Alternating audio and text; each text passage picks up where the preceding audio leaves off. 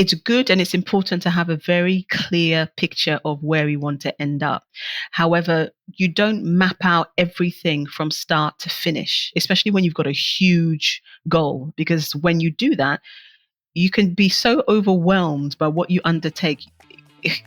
You know, it would be a miracle if you even got started.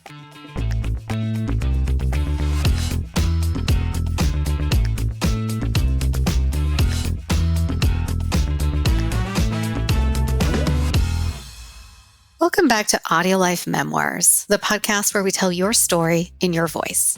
I'm your host today, Carrie Purcell, and today I'm going to be joined by a guest that you may have heard earlier in the year. She is an employment lawyer and also working to be the future president of Ghana. She has an incredible story to share. It's Naa Amerley Asante-Armar who's joining us again today. In our earlier conversations, we talk a lot about her life. So her upbringing, her experience with marriage, her experience living in both the UK and Ghana, her experience going through divorce, different iterations of work, talking a lot about her family and the support system that she's had around her. But all of it is the basis to her mission today. And at the end of our episode, we talked about her future, her campaign to be the future president of Ghana. Now, Ghana has just gone through election December 7th, 2024. We're recording on December 17th, 2024. Naa did not participate in this election, but she will talk about the groundbreaking results and also her plans for 2028. So in this one, we take the life philosophy of wisdom approach that is one of our AudioLife Memoir question sets that we like to take people through. And it fits very well with her talking about her plans for the future of Ghana and for the future of her community. I hope you enjoy the conversation ahead. Okay, so before I get into formal questions, how have you been? I mean, there's so much I want to dig into, but just how has life been for you? Yeah, life has been good in terms of continuing the different work that I'm doing, different types of coaching, which I'm really pleased I've been able to use my professional legal background for, as well as the life coaching, which is much newer, if I can say that, as well as really reaching out to women to help them with different needs. So some of them being, womb, menstrual issues. Through the work I've been doing, I've been able to gift some what we call cycle teas. There's a lady I know who makes these teas from indigenous African herbs and things, and to really help balance the cycle, detoxify the womb. And that's been good to be able to do that, to gift those things, through the other work that I'm doing. So that's been really good. Wow. Still acclimatizing, to changes of season and things. It's very, not that I'll complain, but it's hot and very dry at the moment. So we are, just trying to, and it's a bit of a shock because I was recently back from the UK. I think I'd said I was in London. I was visiting family and friends, and that's right. The difference to the times when we got to the -0 and a bit of snow, and then you get back here and like in the evening it's 28 degrees. But I appreciate the contrast. Yes. Yeah. Well, I'm not in the UK, but I'm on the other side of the world. And so, we're at this stage. It's not snowing at the moment. It's cold and wet. And yes, people in my position are dreaming about being somewhere warm right now. So or making their plans to get there somehow. Exactly. Yeah. You've got it. I remember from our last conversation, amongst many things, your statement, it's not if, but when.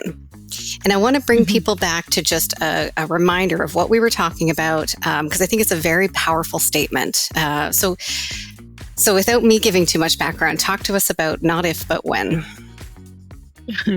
So to cut to the chase, the not if, but when was, it's not if I become president of Ghana, and the first female president of Ghana at that, but when.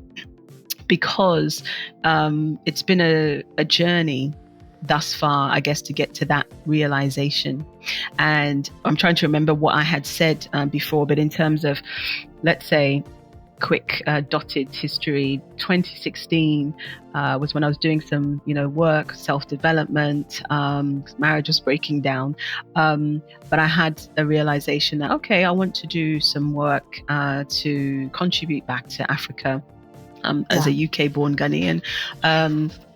So that was quite vague, but still lovely. I thought I want to do something back in Africa. Then came 2018, where I literally had a very vivid dream of being with family on my mother's side, women on my mother's side, and the message was, I need to go home to Ghana and help my sisters, the women.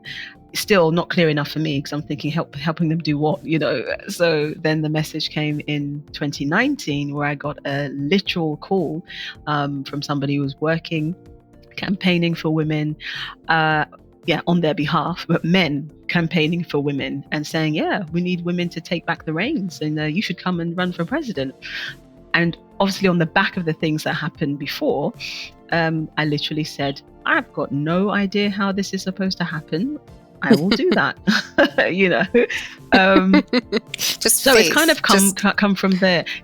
Indeed. So we've had the 2020 election since then, and we've just had the 2024 elections, both of which I did not contest in for various different reasons. And for me, the way that I've learned to go about creating my life is that it's good and it's important to have a very clear picture of where we want to end up.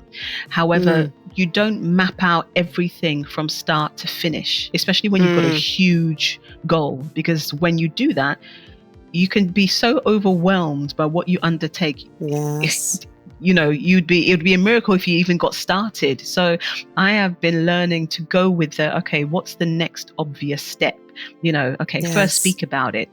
Get interest, resources, support. Go to Ghana, land. Now how do things look like from here?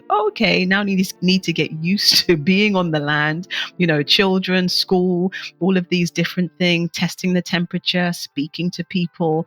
And so that's kind of what I've been doing here on and off since 2020. It's not a straight, yes, this is what I'm going to do and I'm going to do it tomorrow. It's the long game. However, the magnitude of the vision is the thing that creates the tension that helps me move forward. And that's why I say it's not if, it's when. I can't tell you exactly when, but I know that there is no going backwards. Every step is a step forward, even when it feels like I'm standing still. Yes, it's incredibly well said, and very, very clear to have that vision, to have that goal, not necessarily know every step, but that it's pulling you, right? That it's pulling you in that direction. So, talk to us about, last time we spoke, we didn't get into what mattered to you to change in Ghana, why female representation was so important. You touched on that a little bit, but I really want to get underneath, what change are you looking for? What do you know that you can bring? If you had I don't know if you want to use these words, but if you had a platform, what is it that you stand for? It's a good question. I think I stand for what is natural and balance. I think balance, as in representing that everything and everyone has a purpose. And I don't see, it's not that I don't believe, I don't see that everybody is able to be utilized or to perform to their fullest potential here in Ghana. Not only just in Ghana, but obviously my focus is Ghana. And in particular, the women and then the youth. So with the women, we are statistically the majority of the population, call it 51%, hugely underrepresented in government, in parliament. I think now we're at maybe 12.5%, 13% representation, in our biggest decision-making entities. Even in our traditional leadership, as in our chiefs and our queen mothers, the queen mothers equally are vying for more opportunities to have their voices heard, which really was a shock to me. I thought, government is government. But of course, in our traditional structures, we have things handled. And no, the queen mothers are struggling as well. And it's not a question for me about competition. We can often get into that place of, who's better than who? For me, what I really am passionate about and stand for is enabling people to play to their strengths. So we are born differently, made differently. We have different strengths. And sometimes in this world of, I'll just call it political correctness, you don't want to offend anyone or what have you. I think there's a real hesitation to call things as they are. There are things that when we are born as women, we have a natural ability to do. We didn't necessarily learn to do it. We are hardwired biologically, physiologically to do certain things. For example, our womb is connected to our brain. I didn't know that until much later. It's connected to our brain. So when you look at it like that, we obviously realize that our brain is a very important function. However, when we talk about our womb, it's babies or menstruation. That's it. But actually, no, from that place becomes a lot of the decisions that we make, not just for our biological children, but for the environment, for like our community. There's a benefit to that we're always looking out for other people. There is trying to get a balance of the masculine and the feminine energy, which is not just about men and women, because both men and women have both masculine and feminine energy. And what is being sat on or oppressed in many places, but including here, is the feminine energy, which is our ability to nurture, to love, to be compassionate, to be caring, to collaborate and not compete. All of those things which seem like the soft, fluffy, candy floss type things, they are definitely what we need now, because we already have a lot of the hardcore, execute, implement, regiment, rigid, inflexible. We already have a lot of that stuff. And we're not saying we don't need that stuff. We're saying that has tipped the scales, that we have too much of that. And there's been no space, or not as much space for can we talk about it? Can we have conversations without having to uphold that somebody is right and somebody is wrong? Mm-hmm. And, in that context, it's why I run what I call these venting rooms, which are literally opportunities for women on one hand, men on the other hand, to put words to their feelings. And nobody's allowed to say, you're wrong or you're right, or I agree with you or I don't agree with you. Because if somebody has had a lived experience, how dare you challenge what they've actually been through? You can't. It's not a matter of science or anything like that. So ultimately, I want to see that Ghana makes the best use of its resources, including its human resources. And at the moment, the women and the youth, that's not where we're at. It's not where we're at. So I'll pause there for a breath in case you would like to say anything. I have so many thoughts and questions floating through my mind, but I don't want you to pause. I want to keep listening and taking it in, to be honest. Okay, fine. You may regret that, but let me continue. So, so with the women, we have situations which to me are bizarre. So we'll have certain messages, and like I said, they may not be unique to Ghana, but they are here too. So messages or narratives like, okay, so the man is the head of the household or the leader, and so we have situations where still not as many girls, women, have education. But to me, what I don't understand is that if we are advocating for and sending more girls and women to be educated, then I don't understand that then if and when they get married, why the woman should no longer work and it only should be the man.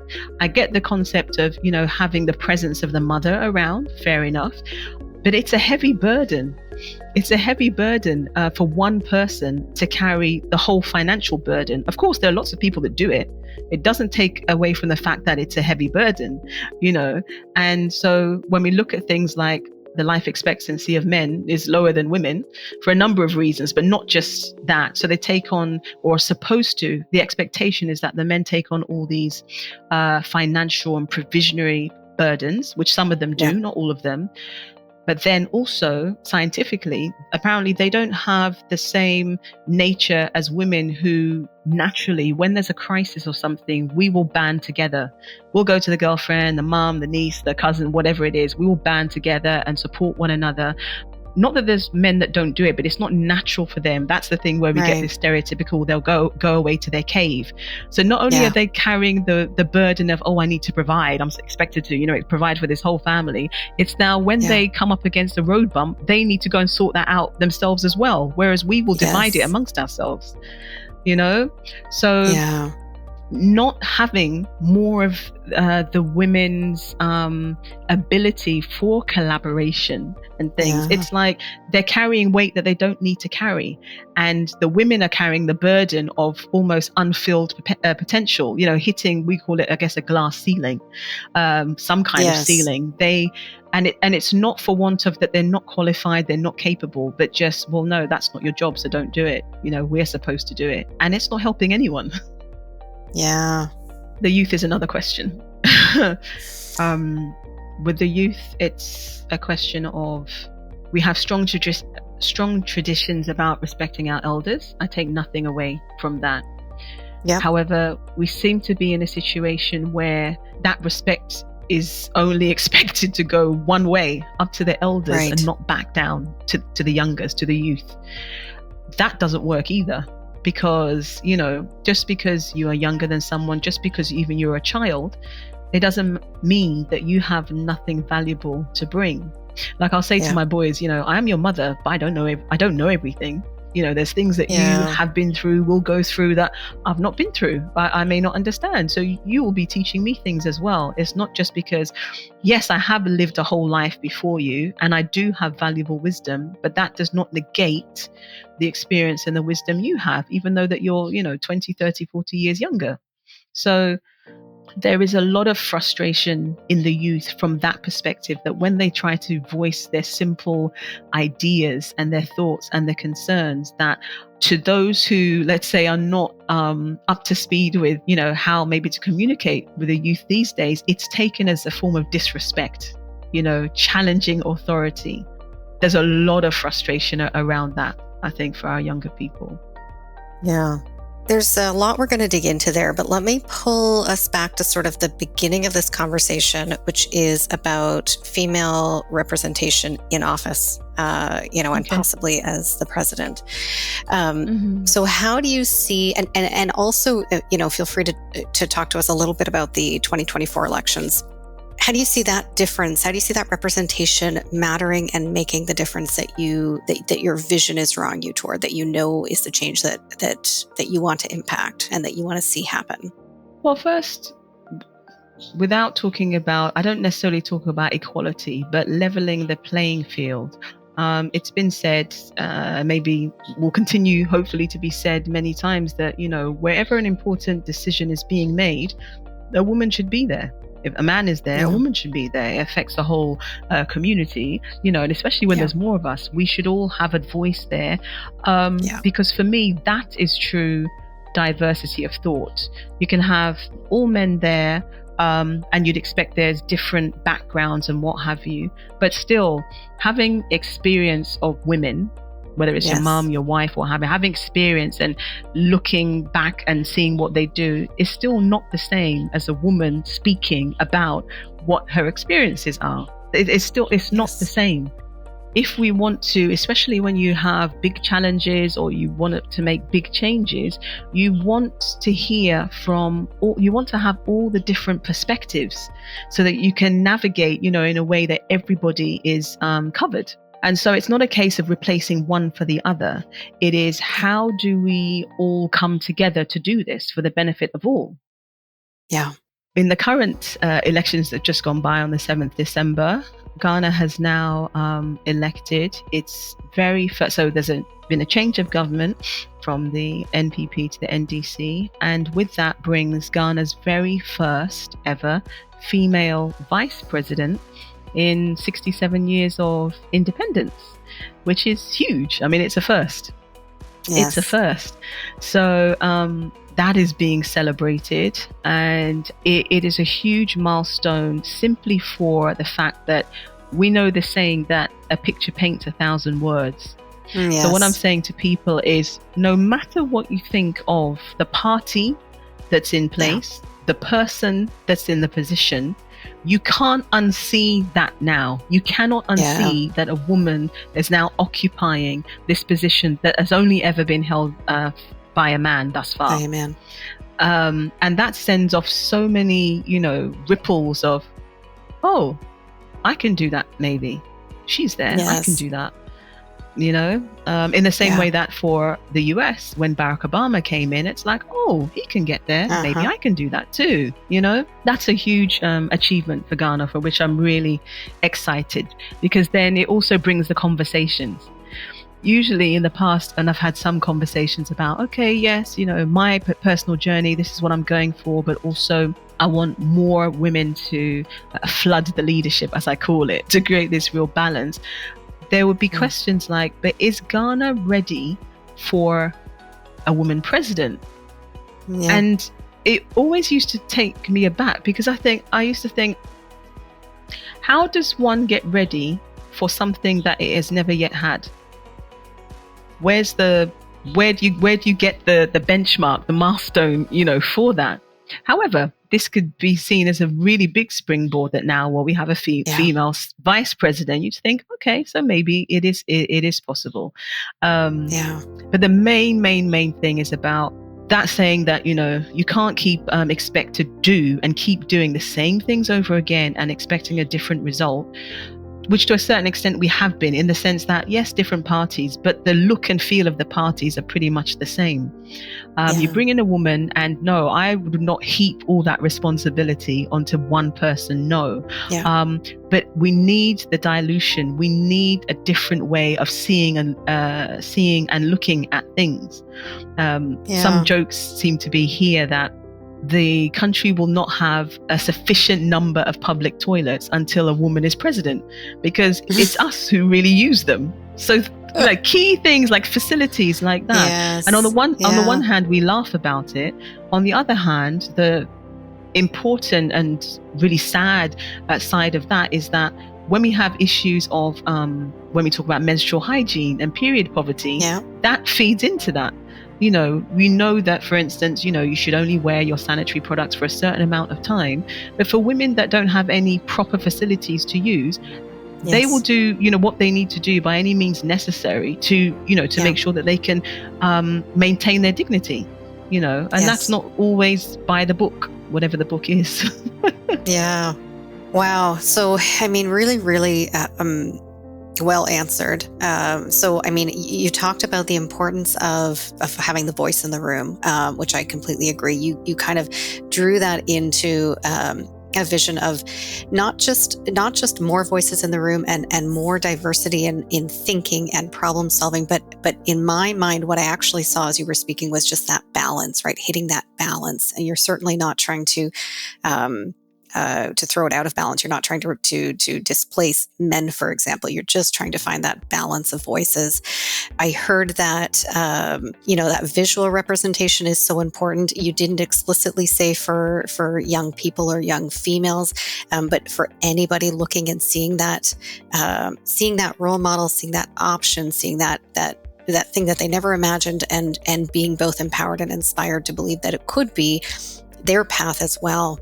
I very much agree with you on the diversity of thought. I think you brought up a really, again, vivid and practical example of just the toilets and that level of, right. Yes, we can laugh a little bit, but really we're pulling out a very, very honest, concrete, practical example that is more important to half of the population than the other half. And who's going to make that change? And so much more in there, but just highlighting a few of those important things that came out. You did touch on tradition as well, right? So we have sort of the political level of leadership, and then we have the traditional kind of construct as well. You talked a little bit in our last conversation as well about some of those traditions that are important to your family and to you passing on to your children. But I wonder if we can revisit the conversation about what traditions and values do you hope to pass on to, let's say, to future generations. Of course, this can be your children, but future generations. And if I can, maybe tie it back to the cultural traditions, because I heard in your statement that those cultural traditions are important, but may also still be perpetuating, or maybe perpetuating some of where you see change needed. and may need some change as well. So I'll let you take it. So when I speak of cultural traditions, given that there are so many tribes in Ghana, it's difficult to say, to generalize and say all of them. But I think on a general basis, if I can speak about, I was speaking before about elders and respect. I mean, that's a major one, that you have wisdom and respect the older you get. But there are things where, for example, in terms of how families operate, not all of them, but it's very common, for example, that, if you are the firstborn, technically the first to work, and you have siblings, as soon as you get your, first job, you're not able to just focus on yourself. You need to think about your family. You sending home money and what have you. Now, you wouldn't think that as a big thing. You think, okay, families care about each other. It is, however, speaking to so many people, a huge burden. You're just trying to set your life up, if you like. And so it's almost like before having your own children or anything, you're already taking care of some. And we've talked about the financial burden. So yeah, for me, they weigh heavily.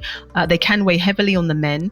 They also weigh heavily on the women when fathers are not around. And then they can also weigh heavily on the firstborn or the elder siblings of younger siblings, because everything is about now putting it into the family. So it can be very difficult. You think, whereas, in the UK, maybe we talk about, my goodness, at what age will a young person get on the property ladder? Those kind of things. Here, it goes beyond that in terms of, my goodness, whenever people are thinking, when are they going to get married? When will they ever be financially stable enough to do all these things for themselves, when at such a tender age, it can feel like they're carrying their family, a family that they were born into, and now they're looking after a lot of other people. And like I said, that can be looked at, well, of course, we're there supposed to look after family. But for me, that is not sustainable. So many people are suffering. And it probably will be said, if you are lucky enough to make it out of the country because, and you manage to, economically migrate, find a job, and can be sending money back home, that's one thing. But there's a lot of pressure on you then as well. And because there's limitation, let's put it that way, on people understanding, especially if they can't travel outside of the country, as to what the reality is of working abroad, living abroad, usually US, UK, Canada, Australia, Europe, somewhere, where you think, oh, wow, you've got great opportunity. You can earn lots of money. But there is no appreciation, understandably, because how will they know unless they go, or people tell them the reality of what they're living? When we think of the US, the UK, and people there are saying they're struggling, utilities are going, the cost of utilities are going through the roof, food, everything. So they have their own issues. But that there is a disconnect between what people understand on the ground here, because then they'll be asking for things like, oh yeah, bring me, buy me a PlayStation. When you're coming back, bring me a phone. Can you just put me into your luggage and take me over to where you're going? Yeah. There's no real appreciation for the magnitude of what it takes to be able to be there, to stay there, to send, money back and things like that. So in terms of traditions, it's difficult in terms of, we need our elders to listen, to be able to listen without feeling challenged and disrespected. That's a major thing. And I'm so glad you had mentioned, you had said about what it may look like for females now that there's a female office, but younger females, because our current vice president-elect is in her early 70s. So by the time they've done, one term, she'll be mid 70s. And I take this victory, I do not take that for granted, and I take nothing away from them. However, that too is not sustainable. Our country, Ghana, has been run for many years by elders, as in people who are more in their 50s, 60s, 70s. And, it's finding that balance where the elders are in the minority. Ghana's quite young, it's very youthful. There's hardly this big age gap here that you may find in other some other countries, so not so many elders are there, but there are lots of preteens, teenagers, those in their 20s, 30s, lots of them. Yeah. And in the same way I was explaining how as women we seem to be under some kind of glass or other ceiling, the youth, it's the same, if not worse, because when you have that many there'll come a point where there's a breaking point, so it's either they are heard voluntarily or they will make themselves heard. Yeah. So there've been a few protests, and not just by the youth, but a lot by the youth for different aspects of what they want.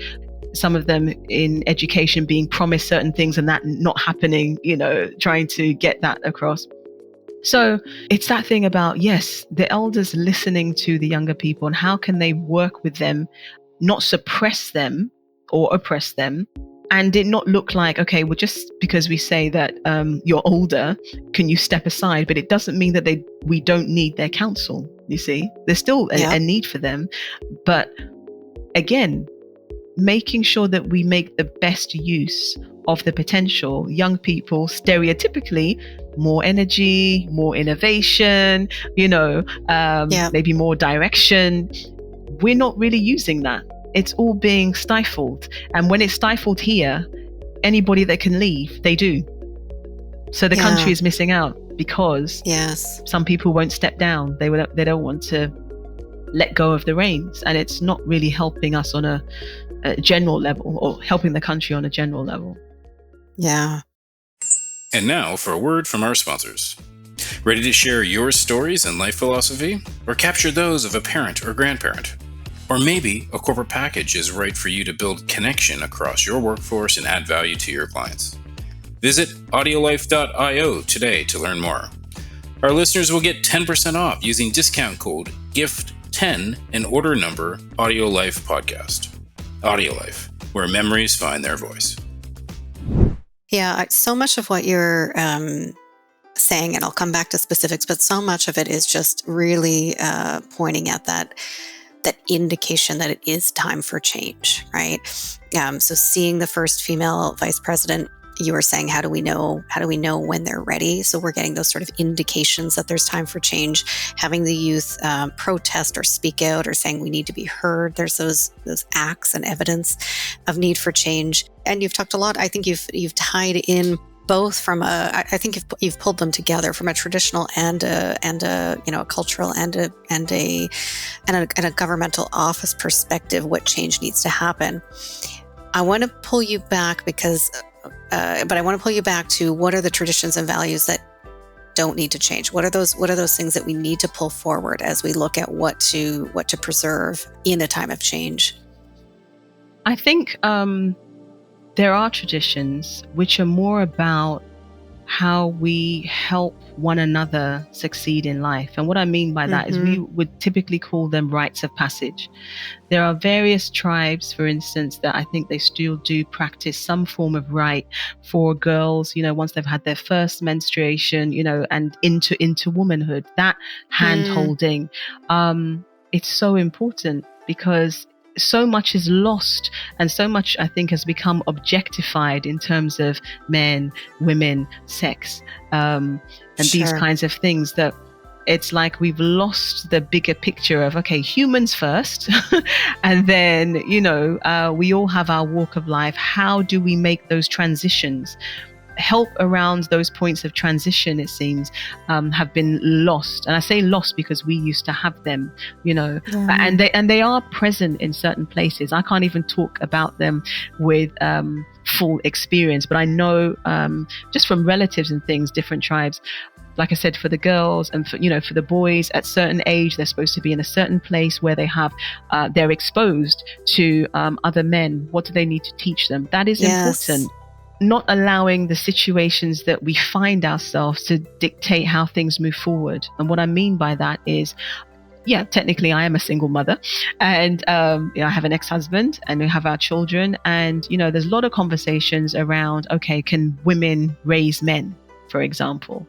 Now, just because a woman is no longer in a relationship with the father of her children or another man, it doesn't mean that she single-handedly is going to raise that man. However, for me, it is our responsibility to make sure that our children, be they boys or girls, are exposed to positive male role models, be it an uncle, a grandpa, somebody at church, somebody at football club, whatever it is.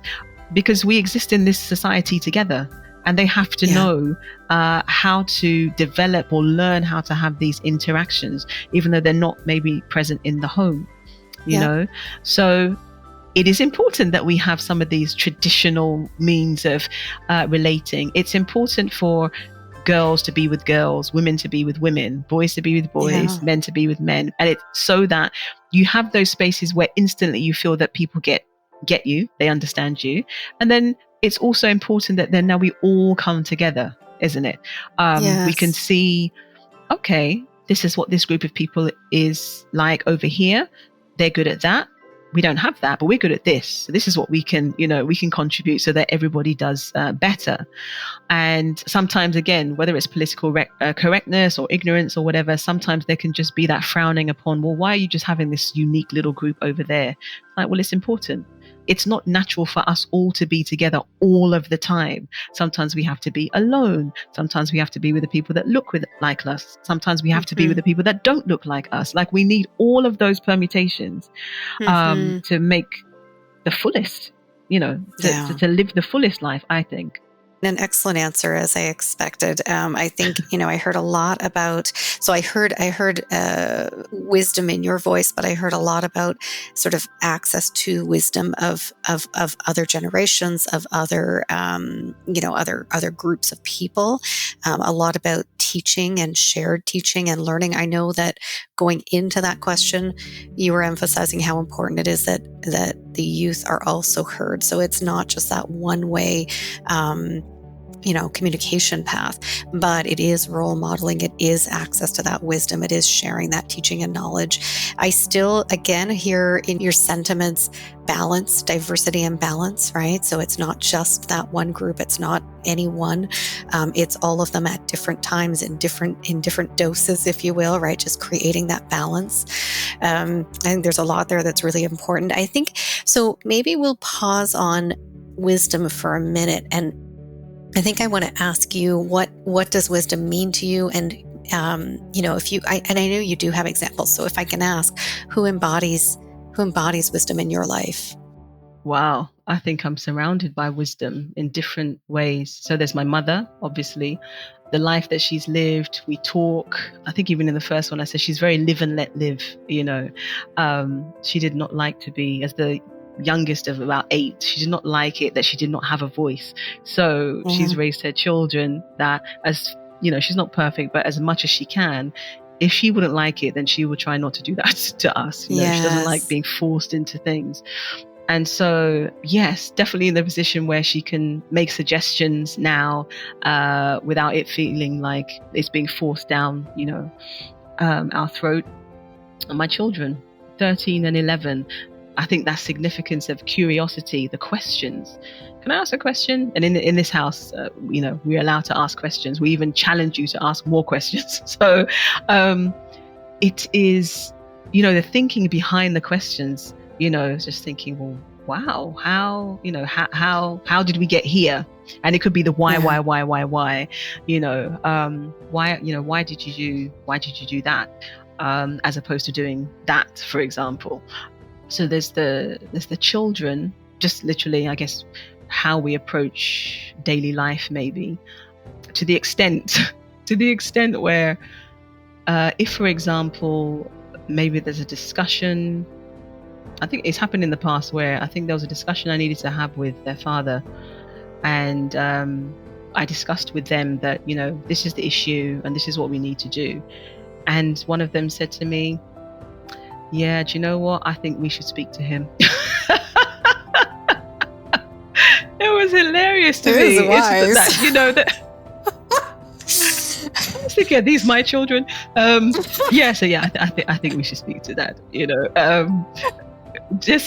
the fact that they have a good read. They have a good read on us. They have a good read on their parents, and they can see that I'm not sure about this one. Maybe we should handle like that. So I think one of them in particular is quite diplomatic, I think, in his approach to life, and likes a quiet life. He's a bit like me. I used to very much be the people pleaser. No conflict. No, everyone must be happy, but from a good perspective, innocent, perspective. So there is that. I usually say that children my children anyway, are my master teachers, because sometimes there's things that they say that you just can't deny, unless you're going to lie to them and be a hypocrite whilst you're telling them that it's not good to be a hypocrite. That's not going to go down well. There are other people around me, like who I call my sisters. There are my blood sisters, my biological sisters, and then there are my, I guess, my cultural, my spiritual sisters, but they're here. I think when I say I'm grateful, I think I'm very fortunate. I walk with a lot of people, whether if not physically or online or what have you. So I have, and because I like to speak to a lot of people, I listen to a lot of people. I may not agree with everyone, and that's fine. That's absolutely fine. I don't have to agree with everyone, but I think my ability to listen to other people, and then what I do is then I kind of, put that into my decision-making matrix. It's like, I'll take a bit of that. I'll take a bit of that. No, I'm not sure about that. And then I just come up with the thing that I think, this is what will work. Yeah. And but again, considering broad perspectives, considering those voices. Absolutely. And my partner as well.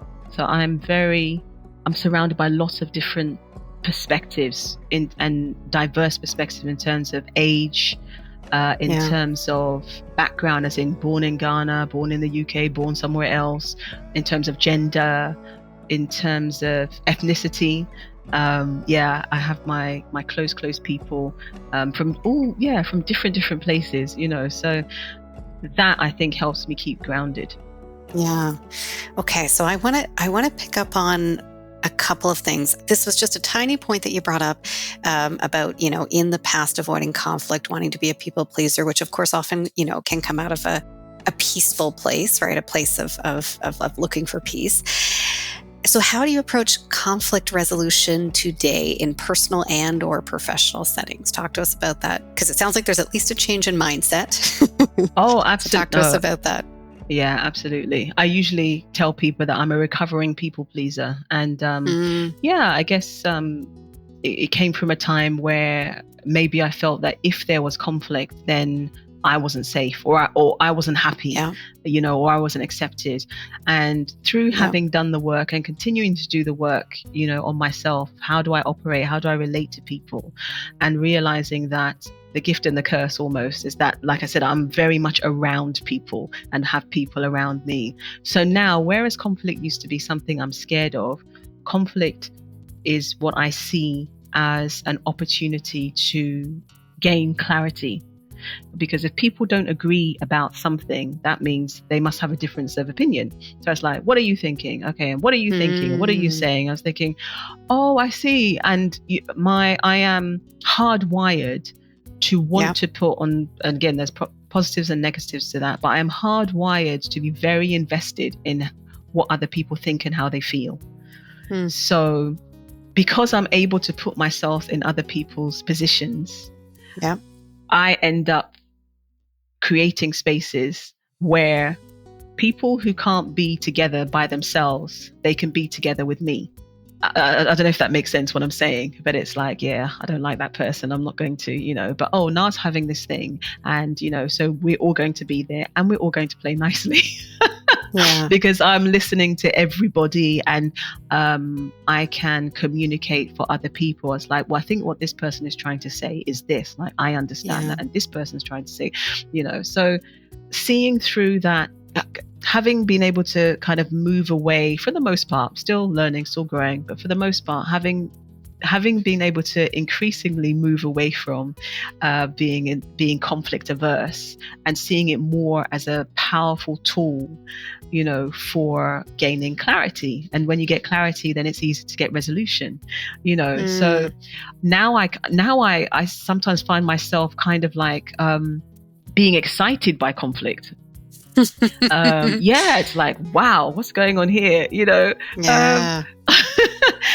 which is a very different, very different me to, 10 years ago, 10, or so.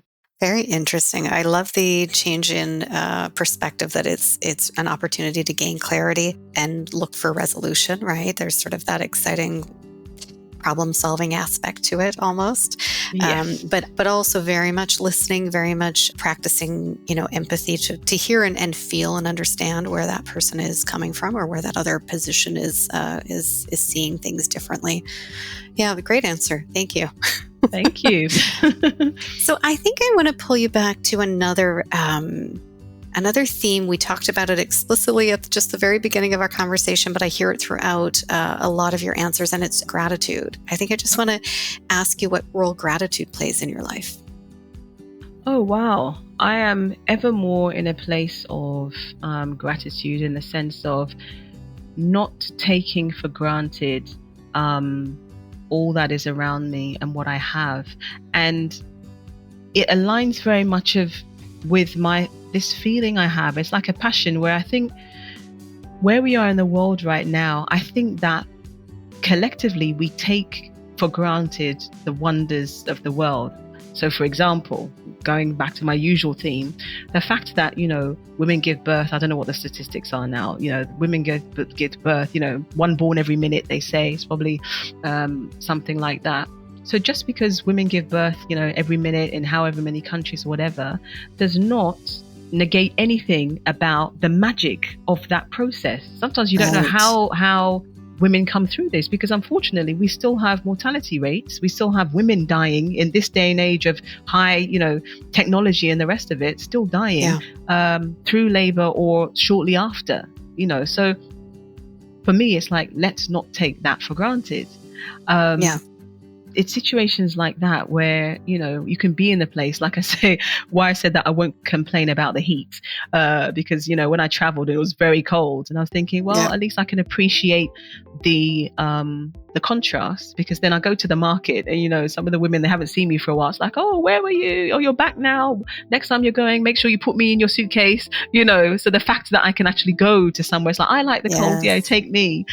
So I'm surrounded by daily reminders of what I have compared to people that do not have those things. And some of the things I have, they don't want anyway. That's not the point. Sure. Very much in the place of, I think the teaching is, but the more you give thanks, the more you'll be given things to give thanks for. Yeah. The more you give thanks, the more you'll have to give thanks for. And now it seems like I used to get the notion, the concept or what have you, but now it seems that it's like a natural part of my life. I wake up, oh, that tree is still there, the tree that I love, this coconut tree, or I hear the birds, I can move. I've been in Ghana since 2020 and have not seen the inside of a GP practice or a hospital. As in me personally. Wow. Anything, that's not to say that I've not been necessarily ill, but it means that I've had the things around here that means that I could be treated at home, or, so things like that. Because healthcare is not cheap either. So it's making the most of everything that I have. And what I usually say in some of my platforms, I'll say, like, I'm here to rinse every iota out of every minute, that I can get. And I would love for people to be able to do the same. Because depending what your beliefs are, we're here once. I mean, maybe a few times, but in this particular lifetime, whatever, I'm here once in this form, with these people around me. So I'm going to make the most of that. So that's kind of where I'm at. And like I said, I'm even, it's great that it's not something that's forced. It's not something I have to remember, but I haven't always been in that place. Mm-hmm. How did it get to the point where it's natural for you? Where because it sounds like it's almost it's not rehearsed. It's just a shift in perspective, if you will. As simple as it may sound, it has been through affirming that. And I don't know what has driven me to being able to sustain maybe affirming that. Maybe when it starts, it may feel like work, like when you're learning to drive a car and the mirror signal, whatever, and then you start to drive where you don't even think. You get in the car and you go from A to B, and you don't even remember the route that you took. So it is repetition, and I've learned that repetition is mastery. And obviously, I think I must have been in the place where I've been able to do that. So that's from coming from a place where I can recognize, oh my gosh, where are we now? December. So, December 20 or December 2021, I was not in this place. I've just been a year working with this specific organization where I do this legal coaching, which has been phenomenal for me because, like I said, it just helps me fuse like the different parts of what I love to do professionally and vocationally together. But before that, it's like it was real struggle. I remember a time where the gas went off. I mean, the gas that we use for our cooking, and I didn't know how I was going to pay to fill it up. It was, I've had those moments. You just think, wow, that was in that time. And now to be in a time where I can say, oh, this sister's having a difficult time, come live with me and you don't have to pay anything, for example, and the gratitude that comes the other way, where it's like, oh, wow, can you really do this and everything? And I always say, you have no idea what it feels like for me to be in the situation, to be able to do that for somebody else without depleting my own family, like the needs of my own family. It's new for me, so it's all, I hope it's not a novelty, but it's all, because I've not been in that situation before. It's always been a giver, but detriment, like giving when I don't really have much to give, and then struggling, and then, Well, I think before we wrap, I want to bring us back to just a couple more topics. A big theme throughout this conversation and our last is this idea of leadership in your current role, but also taking on greater leadership. And I want to ask, what are your thoughts on leadership and influence? Yeah, leadership and influence is such a big topic. I don't know if I could do it justice in the time that we have. However, I watched this really impactful message recently where it was talking about political leadership and how one of the problems that there seems to be is that people are taking up leadership positions as a job, so to be paid, rather than literally just for the good of the people. I understand that, yes, we need to eat and what have you. However, that so aligns with where I am at, because I'm doing the work that I enjoy to do. I am not, it may sound weird, but I'm not trying to run the country because it's a job that I'm going to be paid for. It's like, we need the people who are currently willing, I was not always willing, but who actually, most of the people who don't really want to, get involved with politics and everything, they're exactly the people that we need to have in that position, that have the interest of the people at heart. That they would, if they could afford otherwise, do that work as a labor of love. And that's what I would like to do. I would love that. As much as we say the children are the next generation, and have something wonderful to leave to my children, I say no.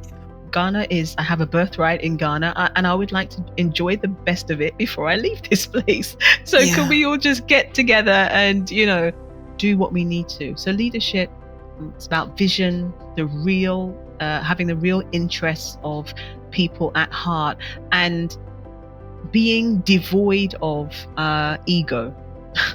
It's got to be more about, other people. It's not about me. I used to actually say that I'm going to go for the presidency. But if I see another woman who I feel is more qualified or better fit, I will support her. And other people would say to me, well, that's not the view of somebody who really wants to lead the country. But it's like, it's not about me. To the extent that it's not about having gratification for doing this thing. It's like, this is the job that needs to be done. Who is best suited to do that? Yes. If it's not me, how do we find that person and support that person? Absolutely. Fantastic answer. And, it was, the question was just simply, what are your thoughts? You've shared some really important mission-driven and meaningful perspectives on that. So thank you. I'll end just this conversation for today with a question that could be a big question, but I know you're putting all of the building blocks in place and already doing this. So, but it sounds like a big question. So, what would you like your legacy to be? I would love my legacy to be that I help people regain their humanity and have the love and respect for one another, whatever, their background. And for my motherland, that the wealth is viewed not just in terms of cedis, pounds, dollars, what have you, that the wealth in and of our people is equally important. Wonderful. Well, I can't thank you enough for joining us again today, for giving us the time, for sharing so much wisdom, for really giving us the vision of where you see Ghana going, what you want for your community, for your family. I just want to thank you. Harry, it's been an honor as usual. Thank you so much for inviting me back to share, and I will keep you posted come 2028. Yes, please do. I know work will be ramping up before then, and we'll continue our conversation privately but publicly whenever it makes sense. I mean, it's such important work to be able to share with people, and thoughts and movements and ideas. So again, it's been my pleasure, and I appreciate you bringing this forward for everybody, and we support you. Thank you very much. Thank you for AudioLife. Thanks, Naa. You've been listening to AudioLife Memoirs, the podcast where we tell your story in your voice. I've been your host today, Carrie Purcell, joined by Naa Amerley Asante-Armar. I hope you enjoyed our conversation, and if you did, don't forget to rate our show and subscribe so you never miss an episode, and it helps others find us. See you next time. If you like what you heard today, consider recording your own AudioLife private podcast or giving one to a loved one for a unique and memorable gift. Today, AudioLife listeners will receive 10% off using discount code GIFT10 and order number AudioLife Podcast. Also, remember to rate our show and subscribe so you'll never miss an episode.